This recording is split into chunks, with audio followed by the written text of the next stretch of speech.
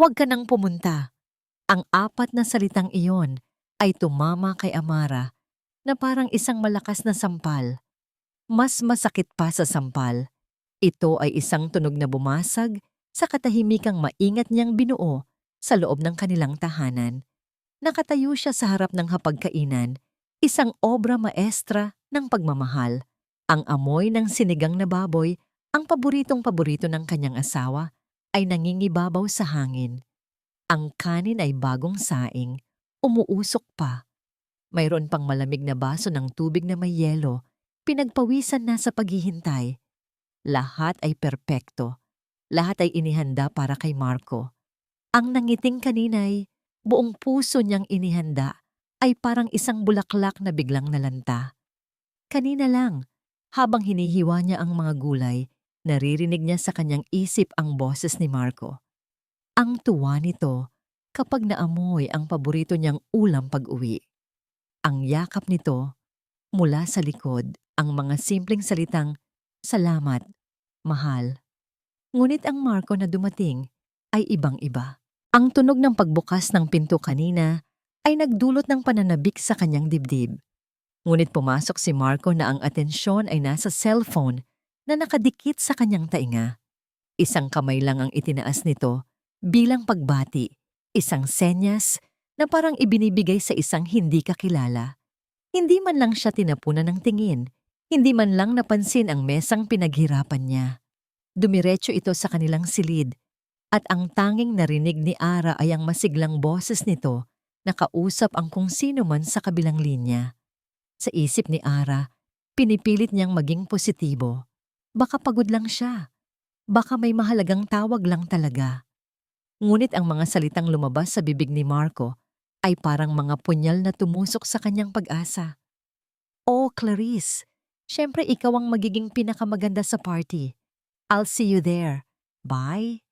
Ang boses niya, kapag kausap si Clarice, ay puno ng sigla at lambing. Isang boses na matagal nang hindi naririnig ni Ara para sa kanya. Naramdaman ni Ara ang unti-unting paglamig ng kanyang paligid. Mas malamig pa kaysa sa natutunaw na yelo sa baso. Para siyang isang mamahaling muwebles sa sarili niyang bahay. Maganda. Nariyan. Ngunit hindi pinapansin. Ilang minuto ang lumipas. Bumukas ang pinto ng kanilang silid. Lumabas si Marco. Bihis na. Ang suot nitong mamahaling suit ay ang isusuot nito para sa promotion party mamaya. Ang party na pinakahihintay nito. Ang party na pinangarap nilang dalawa. Ngunit tiningnan lang siya ni Marco mula ulo hanggang paa. Ang tingin nito ay malamig, mapanghusga. Tila sinusukat ang kanyang simpleng bestida at tsinelas na pambahay. At doon sinabi ni Marco ang mga salitang iyon. "Ara, tungkol sa party." Huminto ito. Tila naghahanap ng tamang paraan para sabihin ang isang masakit na katotohanan. "Huwag ka nang pumunta. Hindi para sa'yo yon." Naramdaman ni Ara ang pag-init ng kanyang mga mata. Bakit?" Iyon lang ang salitang nagawa niyang isatinig. Ang boses niya ay mahina, nanginginig. Tumingin si Marco sa malayo, iniiwasan ang kanyang mga mata. "Hindi mo maintindihan ang mundo doon, Ara. Mga bigating tao, mga importanteng usapan, may iwan ka lang. Mas mabuti pang dito ka na lang sa bahay. Hindi para sa'yo yon, maiiwan ka lang." Ang bawat salita ay isang dagok. Ang lahat ng pagmamahal na ibinuhos niya sa paghahanda ng hapunan, sa pag-aalaga sa bahay, sa pagsuporta sa pangarap ni Marco, lahat ay biglang nawalan ng halaga. Siya ay isang abala, isang kahihiyan. Tumalikod na si Marco, akmang aakyat muli sa kanilang silid para tapusin ang pag-aayos. Iniwan siyang nakatayo doon, katabi ang pagkaing niluto niya na unti-unti nang lumalamig. Katulad ng kanilang pagsasama. Napayuko si Ra at naramdaman niya ang unti-unting pag-init ng kanyang mga mata. Isang butil ng luha ang pumatak sa kanyang kamay. Pagod na siya. Pagod na siyang magpanggap na hindi niya nakikita. Pagod na siyang umasa. Nang bumaba muli si Marco, handa nang umalis, Nagulat ito nang makita si Ara na kalmado nang nakaupo sa hapagkainan. Hindi umiiyak, hindi nagmamakaawa. Isang malamig at nakakakilabot na katahimikan ang bumalot sa kanila. Tiningnan ni Marco ang kanyang asawa at sa unang pagkakataon sa gabing iyon, naramdaman niya ang isang kakatwang kaba. Mayroong kakaiba sa mga mata ni Ara. Ang dating maamo at mapagmahal na mga mata ay napalitan ng isang bagay na hindi niya mabasa. Isang bagay na malalim at mapanganib. Marco, sabi ni Ara, ang boses niya ay patag at walang emosyon. Ano yon? Hindi sumagot si Ara. Dahan-dahan lang siyang tumayo, kinuha ang cellphone sa ibabaw ng mesa at tinalikuran ito. Narinig ni Marco ang mahinang boses nito habang paakyat ito ng hagdan, palayo sa kanya, palayo sa inihanda nitong hapunan. Leo, ihanda mo ang lahat. Saglit na katahimikan. Oras na. Isang bagong araw. Para kay Marco Santos, ito ang pinakamahalagang araw ng kanyang buhay. Nagising siyang puno ng enerhiya. Ang sikat ng araw na tumatagos sa bintana ay tila mga spotlight na nakatutok sa kanya. Sa bida ng araw na ito, ito na ang gabi. Ang gabi kung saan opisyal siyang kikilalanin bilang bagong direktor ng kumpanya. Sa kanyang isip, tama lang ang ginawa niya kagabi. Ang desisyon na pagbawalan si Ara na dumalo ay isang praktikal na hakbang. Hindi ito kalupitan, ito ay pangangalaga. Pangangalaga sa kanyang imahe. Habang nag-aahit sa harap ng salamin, iniisip niya ang mga mangyayari mamaya. Ang mga bigating kliyente, ang board of directors, ang CEO, ang lahat ay naroroon at kailangan niyang maging perpekto. At ang pagiging perpekto ay nangangahulugang walang puwang. Para sa isang asawang simpleng-simple, isang babaeng mas babagay sa kusina kaysa sa isang grand ballroom. Bumaba siya at naabutan si Ara sa kusina, tahimik na nagkakape. Ang hapagkainan ay malinis na, walang bakas ng engranding hapunan na binaliwala niya kagabi. Ang katahimikan ni Ara ay nakakabingi. Walang tanong, walang galit, walang luha. Kinabahan siya ng bahagya, ngunit iwinaksi rin niya ito agad. Mas mabuti na tito, mas madali. Lumapit siya sa mesa, kumuha ng tinapay, at nagsalita sa tonong parang nagpapaliwanag sa isang bata. Ara, tungkol kagabi, para din sa'yo yon. Simula niya, ang boses ay malumanay, ngunit may halong pagmamataas. Hindi mo maiintindihan ang mga pag-uusapan doon. Puro negosyo, mga international partners. Maiiwan ka lang. Ayokong mapahiya ka. Hindi umimik si Ara. Nakatingin lang ito sa tasa ng kape na hawak niya. Ipinagpatuloy ni Marco, mas lalong kumbinsido sa sarili niyang mga dahilan. Isa pa, kailangan kong makipag-socialize, makipag-usap sa lahat. Hindi kita maaasikaso. Mas mag-e-enjoy ka dito sa bahay, di ba? Manood ka na lang ng TV. Sa wakas, itinaas ni Ara ang kanyang tingin. Ang mga mata niya ay kalmado, ngunit may lalim na hindi na maabot ni Marco. Tumangulang ito ng marahan. Iyon lang, isang tango. Nakahinga ng maluwag si Marco. Mabuti naman at naintindihan niya. Lumayo siya at kinuha ang kanyang cellphone para tawagan ang taong totoong gusto niyang makasama ngayong gabi. Hello, Clarice? Agad na nagbago ang kanyang boses. Naging malambing, masigila at puno ng pananabik. Good morning. Ready for our night? Narinig ni Ara ang tawanan sa kabilang linya. Narinig niya ang bawat matamis na salita ni Marco. Oo naman. You should wear that red dress. Yeah, the one I like. This is our night, Clarice. Ang simula ng lahat para sa atin. Ang bawat salita ay parang karayom na tumutusok sa puso ni Ara, ngunit wala ng luha. Ang naroon na lang ay isang malamig na pagtanggap sa katotohanan. Makalipas ang ilang oras, handa na si Marco. Nakatayo siya sa harap ng salamin sa kanilang silid. Suot ang kanyang pinakamahal na Italian suit. Ang mamahaling relos sa kanyang pulso ay kumikinang. Tiningnan niya ang kanyang refleksyon. Hindi na si Marco Santos ang simpleng manager. Ang nakikita niya ay si Director Santos. Makapangyarihan, respetado, hinahangaan. Sa kanyang isip, nakikita niya si Clarice sa tabi niya, nakasuot ng pulang bestida, perpektong kapareha para sa kanyang bagong estado sa buhay. Sila ang power couple. Sila ang bagay. Bago siya tuluyang umalis, bumaba siyang muli. Nakita niya si Ara na nakaupo pa rin sa sala, nagbabasa ng libro o nagpapanggap na nagbabasa. Sandali siyang nakaramdam ng kung ano. Awa? Konsensya? Hindi niya tiyak. Kumuha siya ng isang makapal na bungkos ng pera mula sa kanyang wallet. Lumapit at walang pakundangang inilapag ito sa mesang nasa harapan ni Ara. Ang tunog ng pera sa ibabaw ng salamin ay malutong at nakakainsulto. "Oh," sabi ni Marco. Ang boses ay kaswal. "Bumili ka ng kahit anong gusto mo. Mag-enjoy ka dito sa bahay." Iyon na ang huling salita niya. Tumalikod siya, hindi na lumingon pa.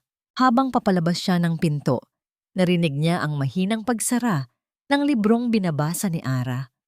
Nasa loob na siya ng kanyang sasakyan, paalis sa bahay na para sa kanya ay isang hawla na pumipigil sa kanyang paglipad. Nakahinga siya ng maluwag. Sa wakas, malaya na siya para abutin ang kanyang mundo. Hindi niya alam na sa pag-alis niya ay binigyan niya ng kalayaan ng kanyang asawa na ipakita kung sino talaga ito at kung kanino talaga ang mundong pinapangarap niyang pasukin. Ang tunog ng pag-alis ng sasakyan ni Marco ay ang hudyat. Para kay Amara, hindi ito tunog ng pag-iwan. Ito ay tunog ng kalayaan. Ibinaba niya ang librong hawak-hawak lang niya kanina. Hindi niya nabasa ni isang salita. Ang kanyang mga mata ay nakapako sa bungkos ng perang iniwan ni Marco sa mesa. Isang insulto, isang kabayaran para sa kanyang pag-iisa. Isang simbolo ng lahat ng mali sa kanilang pagsasama. Ngunit sa halip na masaktan, isang kakaibang ngiti ang gumuhit sa kanyang mga labi. Isang nangiting malamig at puno ng determinasyon. Tumayo siya. Ang bawat galaw niya ay may bigat, may layunin. Ang babaeng simple at mahinhin ay unti-unting naglalaho at sa kanyang lugar, isang bagong figura ang nabubuo. Dumaan siya sa isang malaking bookshelf sa gilid ng kanilang sala. Isang bookshelf na puno ng mga lumang libro na hindi pinapansin ni Marco. Hinawakan niya ang isang partikular na libro, isang makapal na aklat na may pamagat na Mga Alamat ng Pilipinas. Dahan-dahan niya itong hinila at isang mahinang click ang narinig. Ang buong bookshelf ay umusog, nagbubunyag ng isang pinto na gawa sa bakal, kumpleto sa isang digital keypad. Ito ang kanyang santuwaryo. Ang mundo niyang hindi alam ni Marco. Inilagay niya ang kanyang thumbprint at ang pinto ay bumukas ng walang tunog. Pumasok siya at ang mundo sa labas ay tila biglang nawala. Ang silid ay hindi malaki, ngunit ito ay sagisag ng kanyang tunay na pagkatao. Ito ay isang walk-in closet at opisina na pinagsama. Sa isang panig, nakahanay ang mga business suit, mga eleganteng bestida, at mga sapatos na may tatak na hindi mo basta-basta makikita sa mall. Sa kabilang panig, may isang desk na may 3 monitor. Lahat ay nagpapakita ng datos mula sa stock market. Ang pangalan sa screen ay hindi Amara Santos. Ito ay A. Lam, chairwoman. Umupo siya sa kanyang upuan at kinuha ang isang dedicated na cellphone. Isang pindot lang at sumagot agad ang nasa kabilang linya. "Leo," sabi ni Ara at ang kanyang boses ay ganap nang nagbago. Wala na ang lambot at panginginig. Ito ay matatag, may awtoridad at hindi mapag-alinlanganan. "Ma'am Chairwoman, everything is in place." Sagot ng boses sa kabilang linya, si Leo, ang kanyang pinagkakatiwalaang executive assistant at hepe ng seguridad sa Lam Holdings International. The board members? Tanong ni Ara.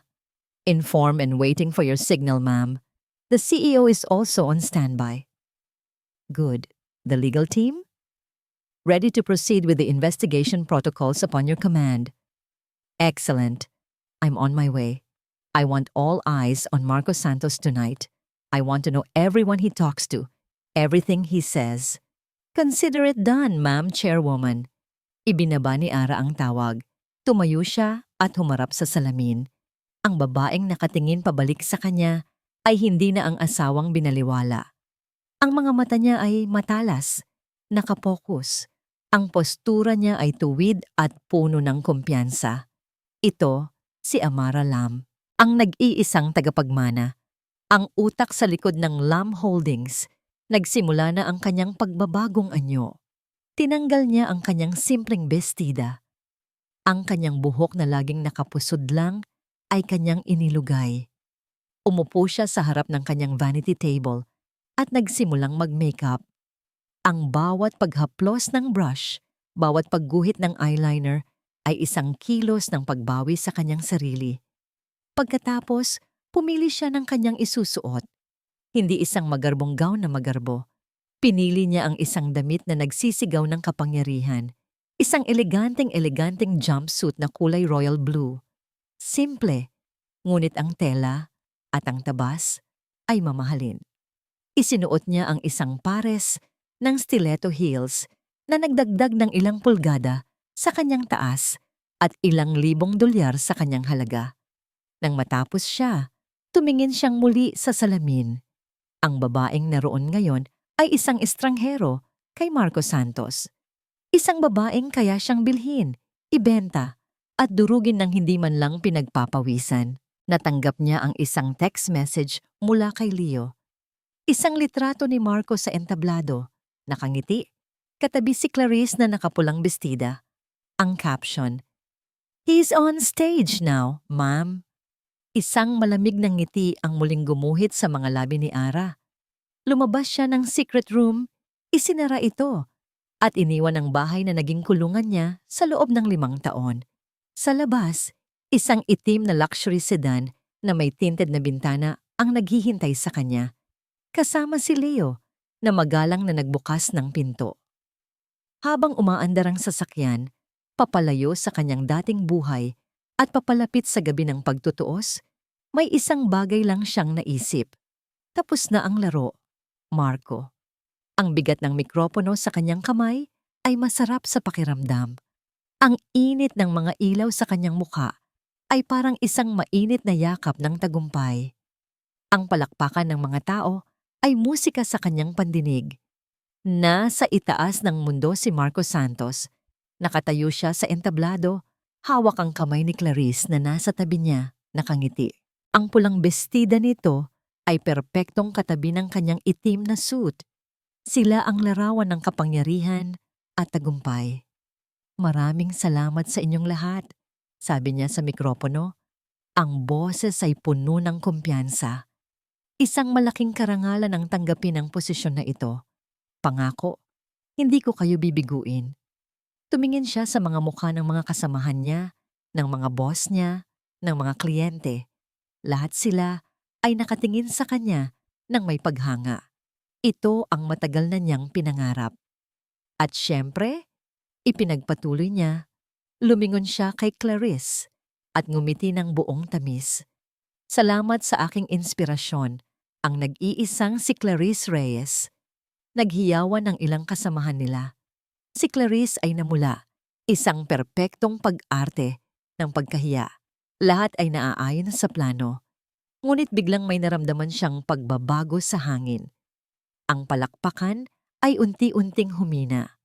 Ang mga matang kanina'y nakatuon sa kanya ay nagsimulang lumingon sa isang direksyon. Sa may pangunahing pasukan ng ballroom, may mga bulungan.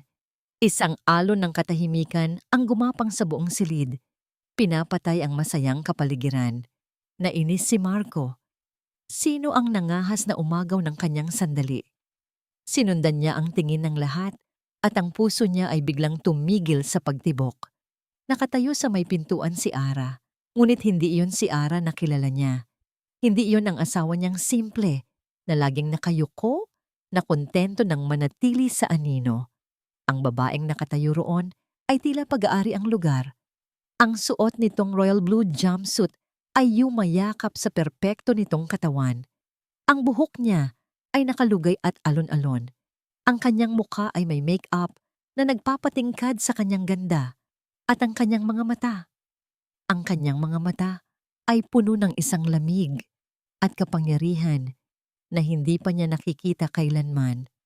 Ang unang pumasok sa isip ni Marco ay galit. Anong ginagawa niya dito? Bulong niya sa sarili. Sinabi ko nang huwag pumunta. Gusto niya ba akong ipahiya? Akmang bababa na siya ng entablado para harapin ito, para itaboy palabas ng isang bagay na hindi ka panipaniwala ang nangyari. Si Mr. Velasco, ang matandang CEO ng kumpanya, ang taong kinatatakutan at iginagalang ng lahat, ay nagmamadaling lumapit kay Ara. Ang mukha nito ay nagpapakita ng pag-aalala at takot. At sa harap ng daan-daang tao, sa harap ni Marco yumukod si Mr. Velasco ng buong paggalang sa harap ni Ara.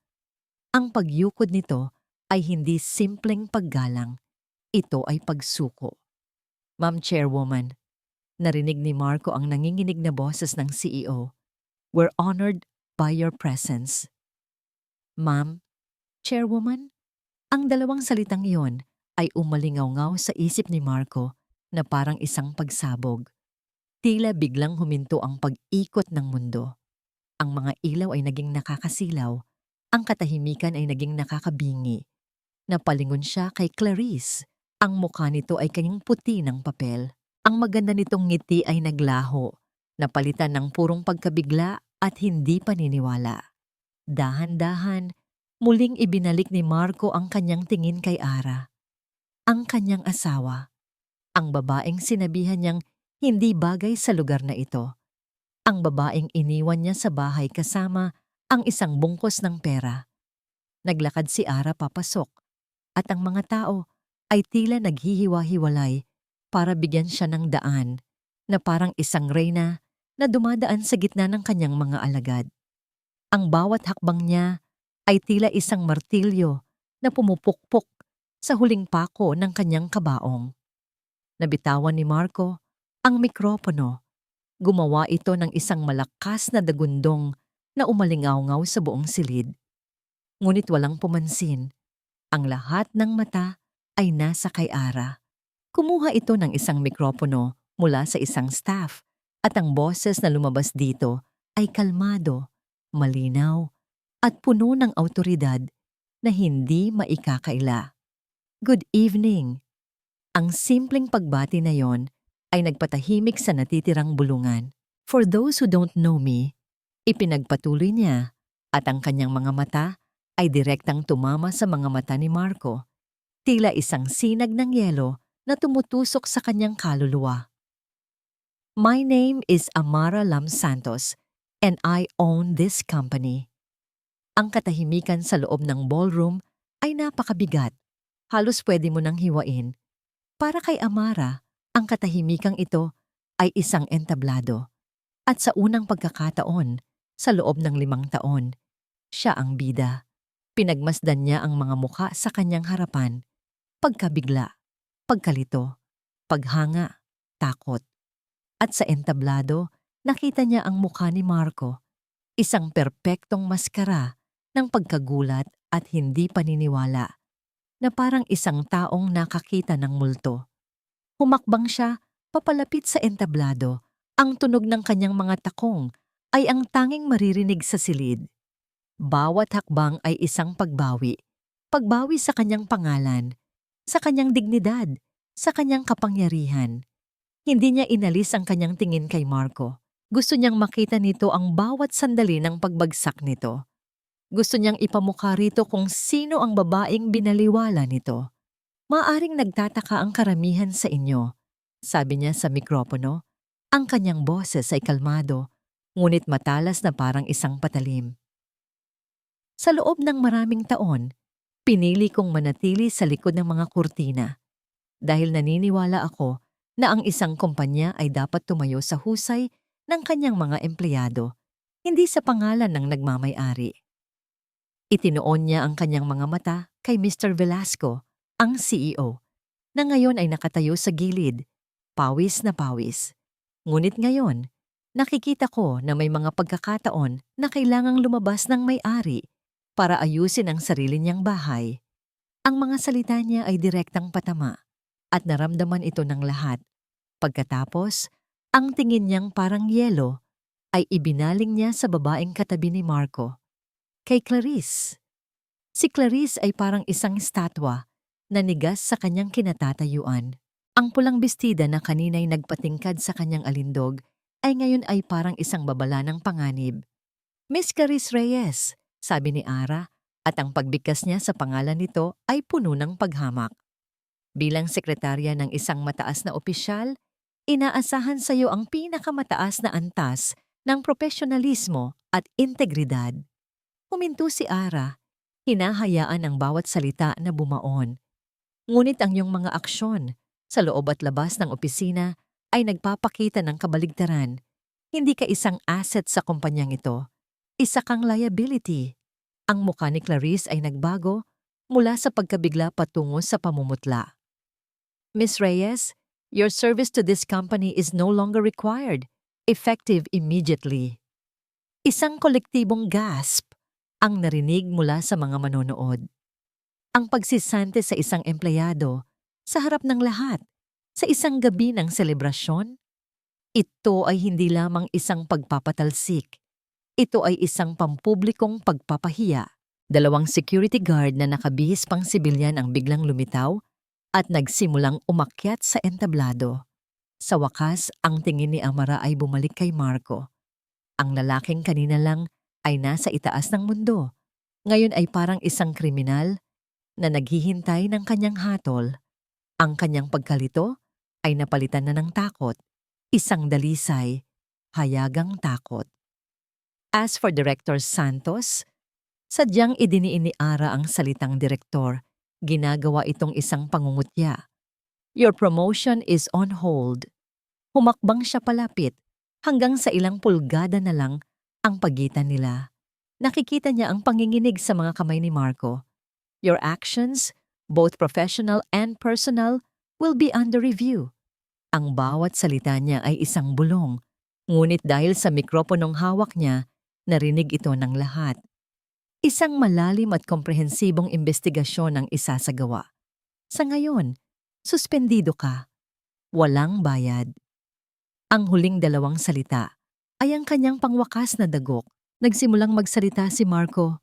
Ara, hindi, pakiusap. Ngunit ang mga salita ay hindi lumabas ng maayos. Tinalikuran na siya ni Amara. Ibinigay niya ang mikropono sa isang staff at nagsimulang maglakad palayo sa entablado na parang tapos na ang isang ordinaryong araw sa opisina.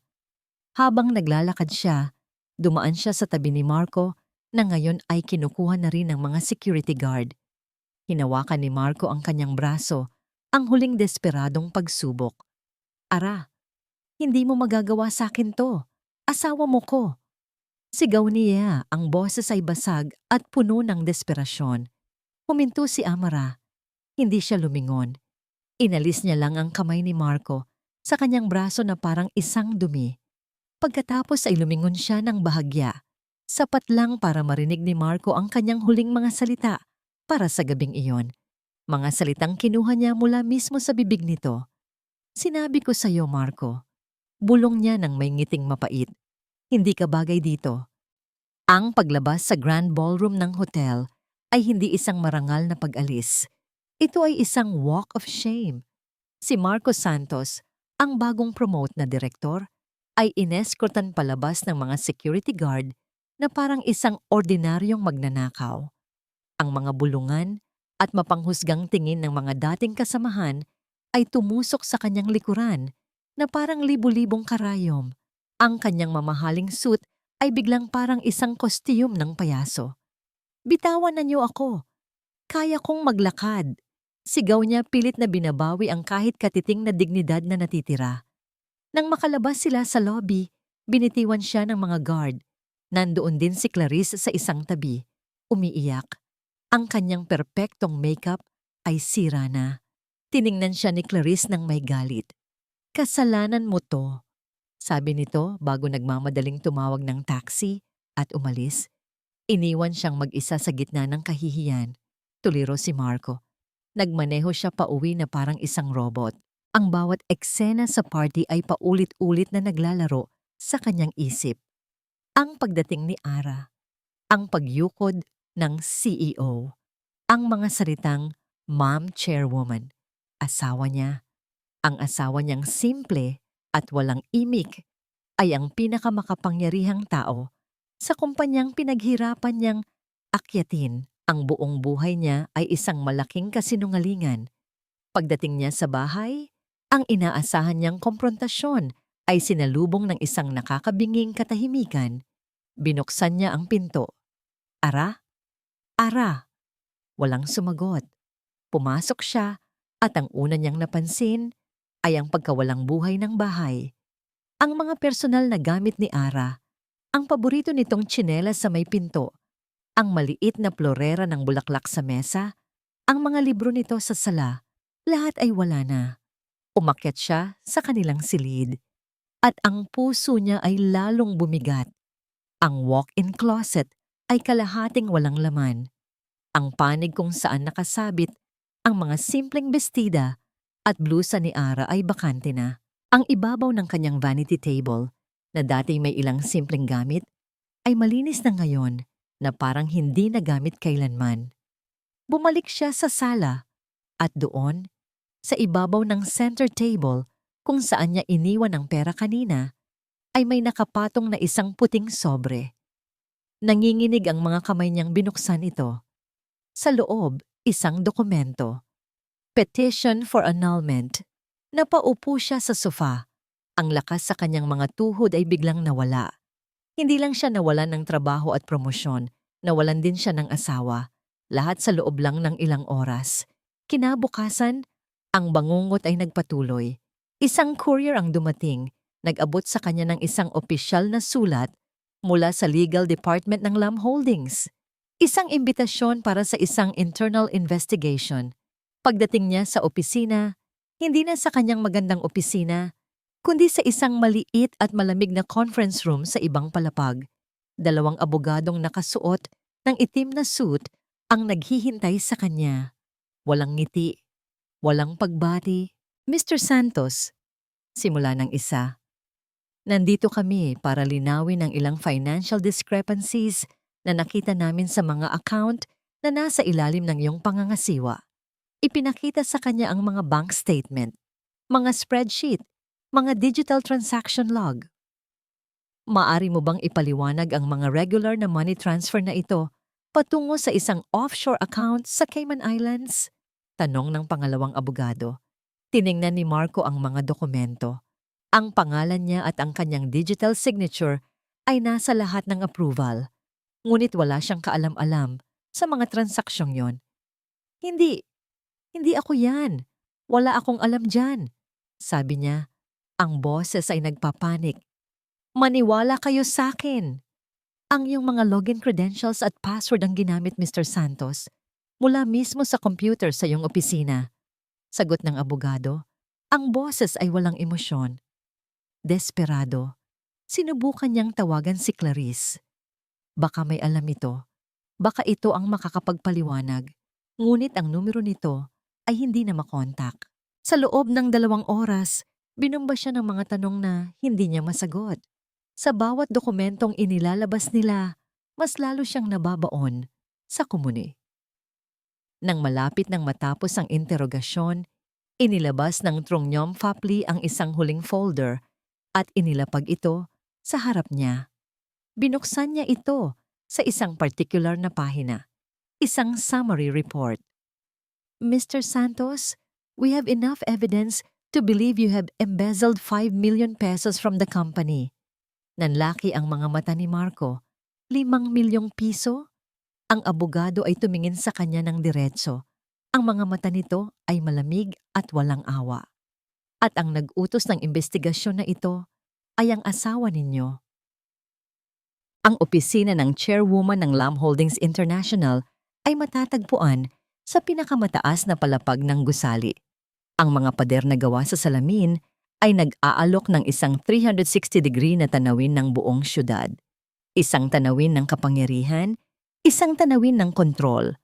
Ngunit sa sandaling iyon, hindi nakatingin si Amara sa labas. Ang kanyang mga mata ay nakapako sa screen ng kanyang tablet kung saan nakalatag ang preliminary report mula sa legal team. Ang mga numero at mga salita ay lumulundag mula sa screen, sumasayaw sa harap ng kanyang mga mata na parang isang masamang panaginip. Embezzlement, offshore accounts, digital signatures traced to Marco Santos, 5 million pesos, 5 milyon. Ang halaga ay hindi gaanong malaki para sa isang kumpanyang tulad ng Lam Holdings. Ngunit ang bigat ng ibig sabihin nito ay halos hindi kayang buhatin ni Amara. Nang iutos niya ang imbestigasyon, ang layunin niya ay simple. Hanapin ang lahat ng ebidensya ng pagiging irresponsable ni Marco sa trabaho, ang kanyang pag-abuso sa kapangyarihan, marahil kahit na ang paggamit ng company funds para sa mga date nila ni Clarice. Iyon sana ang magiging huling pako sa kanyang kabaong sa kumpanya. Iyon sana ang magpapatunay na tama ang kanyang desisyon. Ngunit ito, pagnanakaw, ito ay ibang-iba. "Ma'am, the evidence is conclusive," sabi ni Leo, na nakatayo ng may paggalang sa harap ng kanyang mesa. "The digital footprint is clear. It all leads back to him." Umiling si Amara, hindi sa pagtanggi sa ebidensya, kundi sa pagtanggi sa katotohanan. "Galit ako sa kanya, Leo." Sabi niya, ang boses ay mahina, halos isang bulong. "Galit na galit ako sa ginawa niya sa akin. Pero magnanakaw? Ang Marco na minahal niya o ang Marco na inakala niyang minahal niya ay mayabang, makasarili at walang utang na loob. Ngunit hindi isang kriminal, hindi ba?" Biglang bumalik sa kanyang alaala ang isang eksena mula sa kanilang unang anibersaryo. Naglalakad sila sa isang parke nang makapulot si Marco ng isang wallet na puno ng pera. Walang pag-aalinlangan, hinanap nila ang may-ari at isinauli ito. Ang tuwa sa mukha ni Marco noon nang magpasalamat ang matandang may-ari ay totoo. Ang integridad, Ara, sabi nito sa kanya noon, ay ang pinakamahalagang puhunan ng isang tao. Saan napunta ang lalaking iyon? O hindi ba talaga ito nag-exist? Napahilamos si Amara sa kanyang mukha. Ang sakit ng pagtataksil sa kanyang puso ay isa.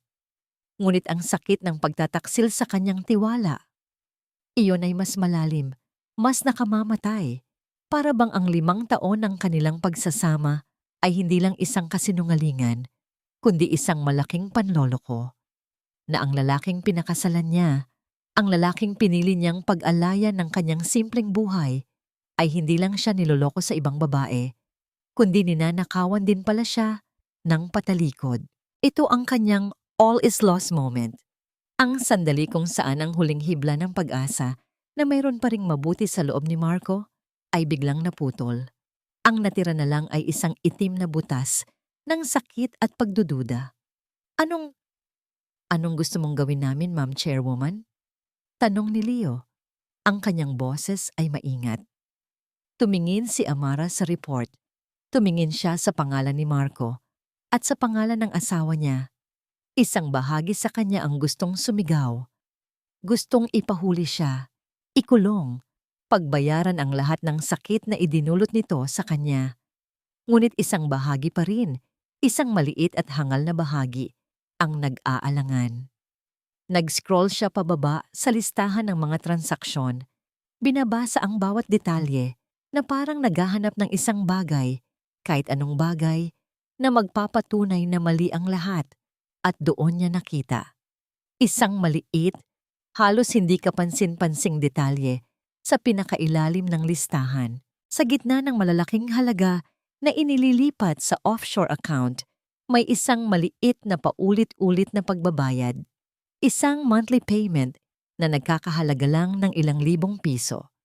Ang pangalan ng pinagbabayaran, Secure Space Storage Rentals. Hindi ito tugma. Bakit maglalagay ang isang magnanakaw ng ganito kaliit at regular na bayarin sa parehong account kung saan niya itinatago ang milyon-milyong piso? Ito ay magulo. Hindi malinis. Isang kislap ng duda ang pumasok sa kanyang isip. Duda hindi kay Marco, kundi sa ebidensya mismo. Bigla siyang napatayo. Ang kanyang mga mata ay muling nagkaroon ng apoy. Hindi ito apoy ng galit, kundi apoy ng isang negosyanteng nakaamoy ng isang bagay na mali. "Leo," sabi niya. Ang boses ay matatag na muli. "Yes, ma'am." "Huwag munang ituloy ang kaso. May gusto akong ipagawa sa'yo." Tumingin siya kay Leo ng may bagong determinasyon. "Investigate this warehouse rental. Now." Nasa impyerno si Marco. Ilang araw na siyang nakakulong sa bahay na ngayon ay parang isang malaki at walang lamang puntod. Ang bawat sulok ay nagpapaalala sa kanya ng kanyang kabiguan. Ang telepono ay hindi na tumutunog. Ang mga dating kaibigan ay bigla na lang naglaho. Ang tanging kasama niya ay ang mga akusasyong paulit-ulit na umuugong sa kanyang isipan. 5 milyong piso. Paano? Saan? Kailan? Habang nakaupo siya sa dilim, pilit niyang hinahalungkat ang kanyang memorya. Pinipiga niya ang kanyang utak para sa anumang detalye, anumang pahiwatig. At doon, sa gitna ng kanyang desperasyon, isang alaala ang biglang lumitaw. Isang gabi, ilang buwan na ang nakalipas, uminom sila ni Clarice sa isang bar. Lasing na ito noon at may ipinagyabang sa kanya. "Alam mo, Marco," sabi ni Clarice habang nilalaro ang yelo sa kanyang baso, "mayroon akong secret investment, isang safety net, just in case. Nakatago sa isang lugar na sobrang secure." Hindi niya ito pinansin noon. Inakala niyang isa lang iyon sa mga kwentong lasing nito. Ngunit ngayon, nagmamadali niyang binuksan ang kanyang laptop. Nag-login siya sa luma nilang shared cloud storage ni Clarice, isang lugar kung saan nila itinatago ang mga files para sa mga side projects nila. Halos lahat ay nabura na ni Clarice. Halos. Sa isang nakatagong folder na may pangalang Old Receipts, nakita niya ang isang digital na resibo, isang bayad para sa unang buwan ng upa sa isang storage facility. Secure Space Storage Rentals. Ang parehong pangalan, isang kislap ng pag-asa ang sumilay sa dibdib ni Marco. Maaaring wala lang ito, o maaaring ito na ang sagot sa lahat. Hindi na siya nag-aksaya ng panahon. Kinuha niya ang susi ng kanyang kotse. Kailangan niyang malaman ang totoo. "Nakuha na namin ang address, ma'am," sabi ni Leo sa kabilang linya. Secure Space Storage Rentals, Unit 247. Nakapangalan sa isang alias, pero ang credit card na ginamit para sa unang bayad ay kay Clarice Reyes. Nasa loob ng kanyang sasakyan si Amara, habang mabilis nitong tinatahak ang kahabaan ng Slex. Sa likod niya, isa pang sasakyan na lulan ang kanyang security team. Na-monitor din namin ang cellphone ni Marco Santos. Papunta rin siya sa parehong lokasyon. Dagdag ni Leo. Humigpit ang hawak ni Amara sa kanyang cellphone. Ang lahat ng piraso ng puzzle ay nagsasama-sama. "Hayaan ninyo siyang mauna," utos niya. "Gusto kong makita kung ano ang gagawin niya. Mag-set up kayo ng audio recording. I want every word." "Masusunod, ma'am." Alam ni Amara na mapanganib ito. Ngunit kailangan niyang marinig ang katotohanan mula mismo sa bibig ng mga taong nagtaksil sa kanya. Ito na ang huling pagkakataon para malaman kung ang lalaking pinakasalan niya ay biktima rin ba o kasabwat. Gaman nga. Pagdating ni Marco sa storage facility, isang malawak na complex ng mga bakal na garahe, naramdaman niya ang kaba. Ginamit niya ang isang lumang access card na minsan niyang nakita sa bag ni Clarice. Nagbabakasakali lang siya. Nang magberde ang ilaw sa pinto ng Unit 247, halos mapaluhod siya sa pasasalamat. Binuksan niya ang mabigat na pinto at ang bumungad sa kanya ay hindi mga kahon. Nandoon si Clarice. Napapalibutan siya ng mga maleta. Sa isang bukas na maleta, nakalatag ang mga mamahaling designer bag. Sa isa pa, mga alahas. At sa kanyang tabi, isang duffel bag na halos umapaw sa mga bundle ng tig-1,000 piso. Napatigil si Clarice nang makita siya. Ang muka ay nagpakita ng panandaliang gulat na agad napalitan ng isang mapanghamak na ngiti. Marco, nag-abala ka pa talagang pumunta. Sabi nito, ang boses ay malamig at walang anumang pagsisisi. Clarice, ano to? Tanong ni Marco. Ang boses niya ay nanginginig sa pagitan ng pagkalito at galit. Tiningnan niya ang mga pera, ang mga alahas, ang mga maleta. Ito ba? Ito ba yung 5 milyon? Tumawa si Clarice, isang tawang malamig at walang kagalakan. Hindi ka naman pala ganoon katanga, Marco. Oo, at marami pang iba. Paanong, paano mo to nagawa? Bulong ni Marco. Ang pangalan ko ang nasa lahat ng dokumento. Ako ang mapapahamak dito. Lumapit si Clarissa sa kanya. Ang bawat hakbang ay puno ng kumpiyansa ng isang taong alam na hawak niya ang lahat ng baraha. Hinaplos niya ang pisngi ni Marco, ngunit ang haploos ay hindi malambing. Ito ay mapanukso at mapang-insulto. Ginamit ko ang access mo, syempre, habang abala ka sa pagpapanggap na perpektong manager, habang abala ang asawa mong hangal sa pagiging isang simpleng may bahay. Ako naman ay nagtatrabaho. I copied your digital keys months ago. Konting click lang dito, konting transfer doon.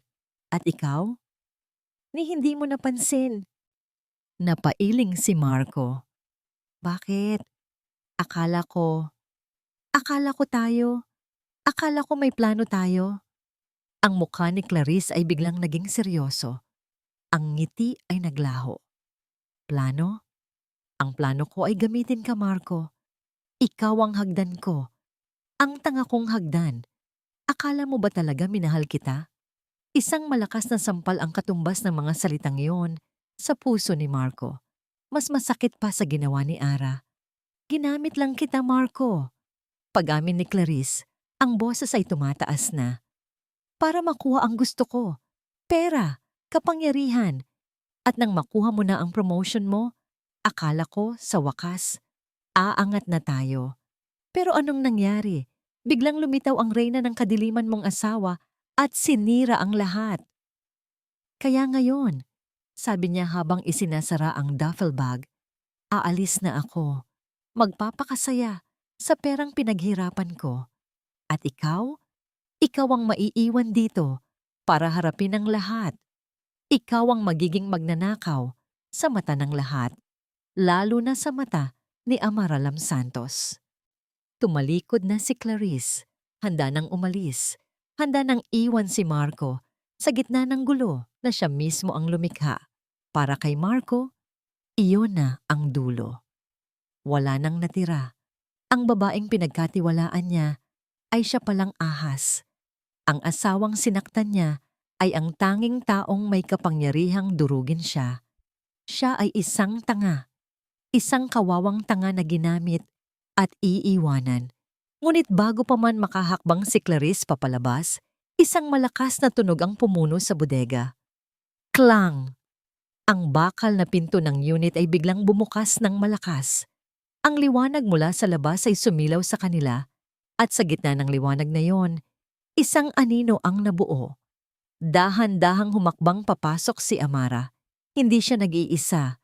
Sa likod niya ay nakatayo si Leo at ang dalawa sa pinakamatitipunong security personnel ng Lam Holdings.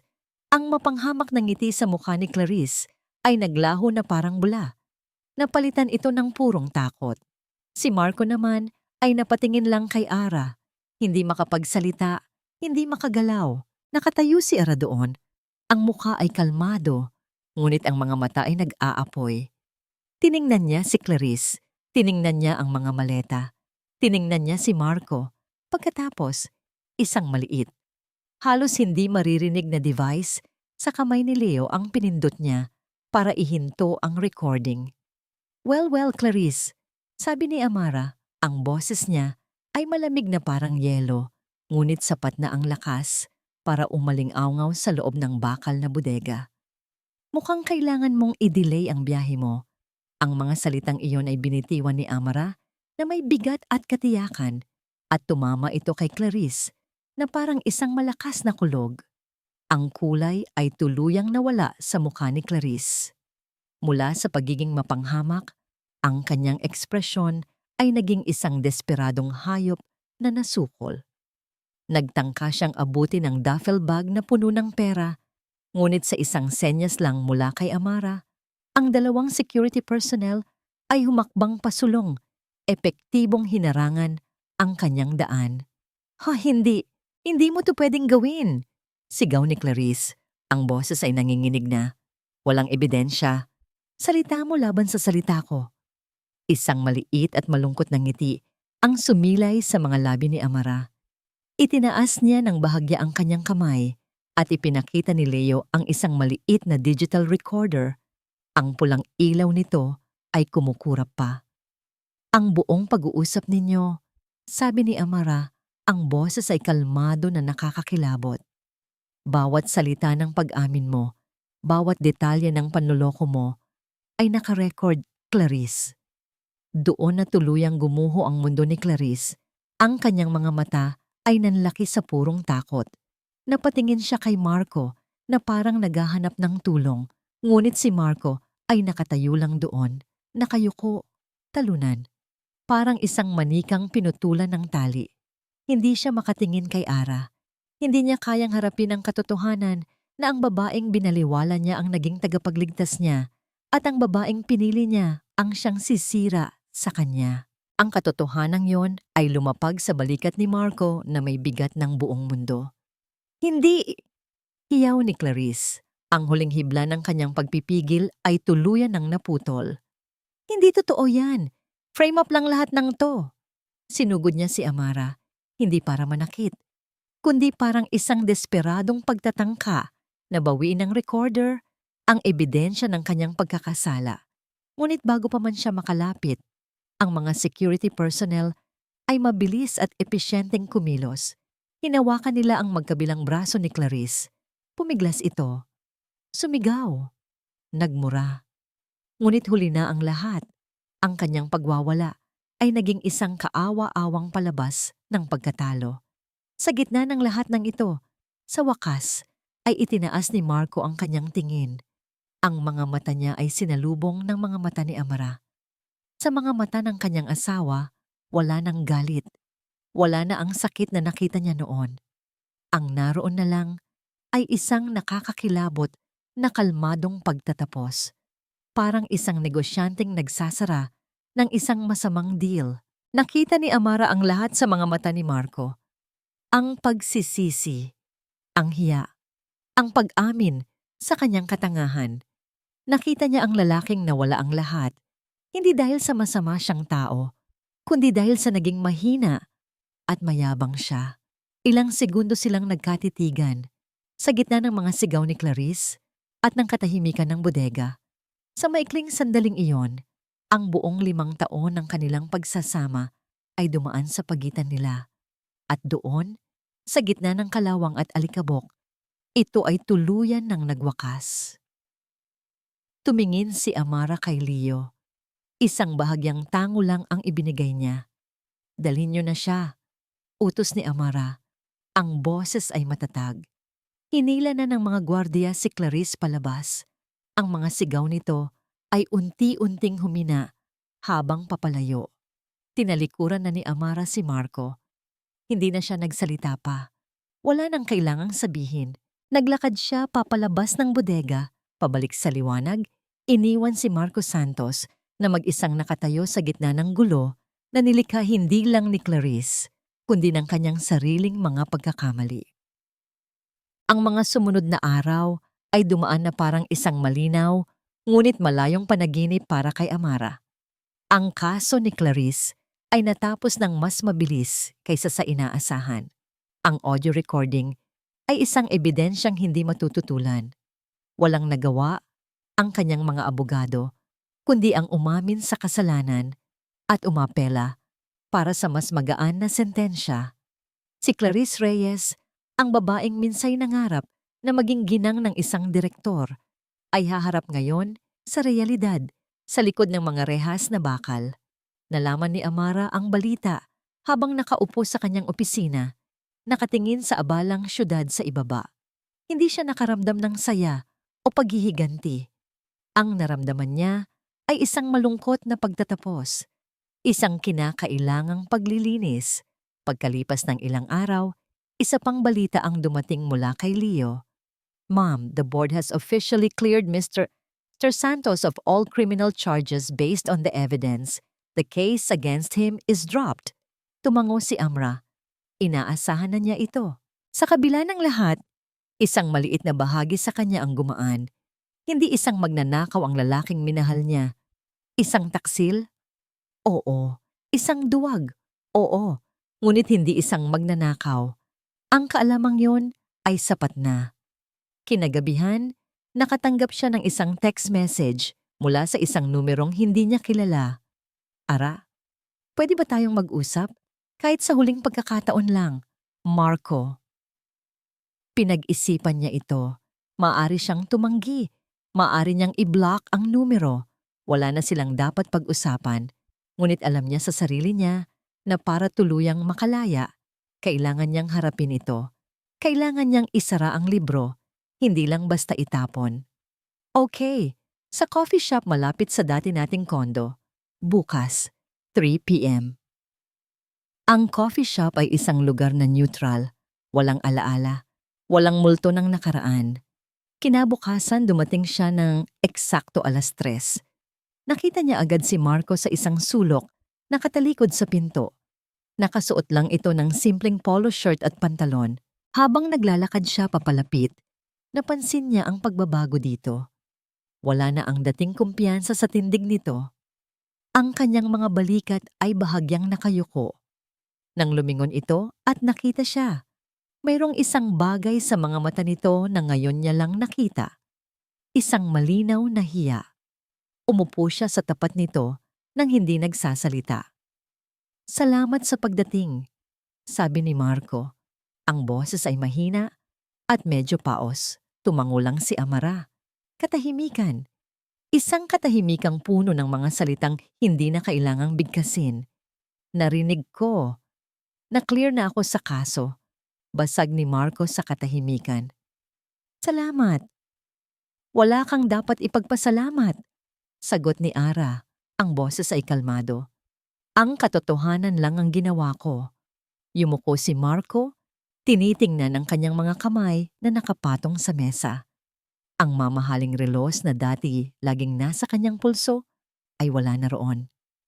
Ara, sabi niya, at nang itaas niya ang kanyang tingin, nakita ni Amara ang luha sa gilid ng kanyang mga mata. Gusto kong humingi ng tawad. Hinintay ni Amara ang mga dahilan, ang mga pero, ang mga paninisi kay Clarice. Ngunit wala sa mga yon ang dumating. Patawad, Ara, sabi ni Marco. Ang boses ay basag. Hindi dahil sa posisyon mo, hindi dahil nahuli ako, kundi dahil binaliwala ko ang asawa ko. Ang mga salitang yon, ang simpleng pag-amin na yon, ang tumagos sa puso ni Amara. Ang yabang ko, nabulag ako sa ambisyon, pagpapatuloy niya. Nasa tabi na kita, pero naghahanap pa ako ng iba. Ang tanging kasalanan mo lang ay minahal mo ako ng sobra at ang ginawa ko ay tapakan ng pagmamahal na yon. Patawad. Tumingin si Amara sa labas ng bintana. Pinanood niya ang mga taong naglalakad sa labas. Bawat isa ay may sariling kwento, sariling sakit. Sa loob ng mahabang panahon, ang sakit na ibinigay ni Marco ang bumuo sa kanyang mundo. Ngunit ngayon, habang nakikita niya ang isang sirang lalaki sa kanyang harapan, naramdaman niya ang unti-unting paglalaho ng galit. Ang natira na lang ay isang malawak na kalungkutan at sa ilalim niyon, isang maliit na binhi ng kapayapaan. Huminga siya ng malalim at muling tumingin kay Marco. Pinapatawad kita, Marco. Nakita niya ang pagkabigla sa mga mata nito. Pinapatawad kita, ulit niya, mas matatag ngayon. Hindi para sa'yo, kundi para sa sarili ko. Pagod na akong magdala ng galit. Gusto ko nang maging malaya. Isang butil ng luha ang tuluyang pumatak mula sa mata ni Marco. Tumango ito, hindi makapagsalita. Anong plano mo ngayon? Tanong ni Ara, hindi dahil sa interes, kundi para tapusin na ang usapan. Hindi ko alam, sagot nito. Siguro, aalis muna ako. Magsisimula ulit sa isang lugar na walang nakakakilala sa akin. Matututong maging simple ulit. Tumayo na si Amara. Sana mahanap mo ang hinahanap mo. Tumayo rin si Marco. Ikaw, anong plano mo? Sa unang pagkakataon mula nang magkita sila, ngumiti si Amara. Hindi ito ang nangiting malamig o mapait. Ito ay isang tunay na ngiti. Kahit may bahid pa ng lungkot. Isang ngiting nagmumula sa pag-asa. Magiging masaya ako. 6 na buwan ang lumipas. Ang conference room sa pinakamataas na palapag ng Lam Holdings Tower ay gawa sa salamin at bakal. Ngunit ang namamayaning presensya sa loob nito ay si Amara Lam Santos. Nakatayo siya sa harap ng board of directors, hindi na bilang asawang ipinahiya o bilang isang sorpresang tagapagmana, kundi bilang isang tunay na leader. Ang kanyang boses ay kalmado, ngunit may bigat. Ang bawat salita ay pinag-isipan. Ang bawat plano ay detalyado. Ang Q3 financial projections ay nagpapakita ng 15% growth, higit pa sa ating inaasahan. Sabi niya, habang ang isang graph ay lumabas sa malaking screen sa likod niya. Pero hindi tayo hihinto dyan. Ang proposal ko para sa expansion sa Southeast Asian market ay hindi lang isang oportunidad. Ito ay isang pangangailangan. Hindi lang tayo magre-recover, lalago tayo. Walang tumutol. Ang mga dating miyembro ng board na dati nagdududa sa kanya ay ngayon ay nakikinig ng may buong paggalang. Ang kanilang pagtango ay nagpapakita ng lubos na tiwala. Nakita nila ang kanyang husay. Nakita nila ang kanyang dedikasyon. Nang matapos ang pulong at aprubahan ng lahat ang kanyang mga plano, bumalik si Amara sa kanyang opisina. Sa ibabaw ng kanyang malinis na mesa, may isang sobrang naghihintay. Hindi ito opisyal na sulat. Ang sulat kamay sa labas ay pamilyar. Binuksan niya ito. Ito ay isang liham mula kay Marco. Hindi ito mahaba. Isinalaysay nito ang kanyang bagong buhay sa isang maliit na probinsya sa Timog. Mayroon siyang simpleng trabaho bilang isang project manager sa isang maliit na construction firm. Isinulat niya na, sa unang pagkakataon sa kanyang buhay, natutunan niyang sukatin ang kanyang halaga, hindi sa posisyon o sa sweldo, kundi sa paggalang na ibinibigay at natatanggap niya araw-araw. Wala itong hininging tawad dahil nasabi na niya iyon. Nagkwento lang ito. At sa dulo, may isang simpleng pangungusap. Sana'y maging masaya ka, Ara. Karapat dapat ka dyan. Tinupi ni Amara ang sulat at inilagay ito sa loob ng isang drawer. Hindi siya nakaramdam ng sakit o lungkot. Ang naramdaman niya ay isang tahimik na kapayapaan, isang formal na pagsasara sa isang kabanatang matagal nang tapos. Nang hapong iyon, hindi siya umuwi agad. Nagpa-drive siya sa paborito niyang lugar, isang tahimik na baybayin kung saan tanaw na tanaw ang paglubog ng araw. Bumaba siya sa sasakyan at naglakad sa buhanginan. Ang hangin mula sa dagat ay sariwa at malinis, hinahaplos ang kanyang mukha. Hinubad niya ang kanyang mamahaling stiletto heels, ang simbolo ng kanyang kapangyarihan sa mundo ng korporasyon. Binitbit niya ang mga ito sa isang kamay at hinayaan ang kanyang mga paa na lumubog sa malambot at basang buhanginan. Naramdaman niya ang bawat butil ng buhangin, ang lamig ng tubig na humahampas sa kanyang mga paa. Simple, totoo. Pinanood niya ang araw na unti-unting lumulubog sa abot-tanaw. Pinipinta ang kalangitan ng mga kulay kahel, rosas, at lila. Hindi na siya si Ging Santos, ang asawang nagtitiis. Hindi na rin siya si Ma'am Chairwoman, ang leader na kinatatakutan. Sa sandaling iyon, Sa harap ng malawak na karagatan, siya lang si Amara, isang babaeng dumaan sa apoy ng pagtataksil at lumabas dito na mas buo at mas matatag. Isang ngiting payapa ang gumuhit sa kanyang mga labi. Ang nangiting ipinangako niya sa kanyang sarili. Biglang tumunog ang kanyang cellphone, si Leo. "Hello, Leo?" "Ma'am, sorry sa abala," sabi ni Leo sa kabilang linya. May halong pananabik sa boses. Tumawag po ang CEO ng isang international conglomerate mula sa Singapore. They are very impressed with our recent recovery. Humihiling po sila ng isang personal na meeting. Sa inyo lang po, Ma'am Chairwoman. Tumingin si Amara sa papalubog na araw, isang pagtatapos, at isang bagong simula. Ngumiti siya, isang ngingiting puno na ngayon ng kumpiyansa at pag-asa. "Okay, Leo," sagot niya. "I-set mo ang meeting." At sa paglubog ng araw, alam niyang ito na ang simula.